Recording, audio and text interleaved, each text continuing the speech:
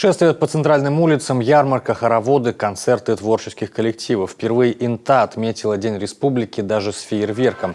Праздник получился благодаря гранту главы Коми, который муниципалитет вместе с Сыктывдинским районом получил на конкурсе среди муниципальных образований.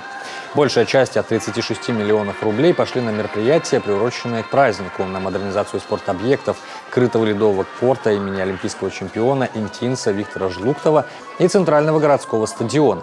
Работы на этих объектах продолжаются и завершатся до конца года. Также приобретен автобус для Центра национальных культур. Это позволит творческим коллективам, национально-культурным обществам и мастерам народного творчества чаще выезжать со своими программами, выставками и мастер-классами в отдаленные микрорайоны и в сельские населенные пункты. Мы в этом году по-особенному готовились к 98-й годовщине республики. Мы вывели свои самые сильные театральные коллективы. Мы вывели мастеров, Центр национальных культур, национально-культурные общества. Все сегодня на центральной площади, на нашей пешеходной улице Горького. И нам повезло с погодой, хотя по прогнозу должен был быть дождь, но выглянуло солнце, и ИНТА улыбается.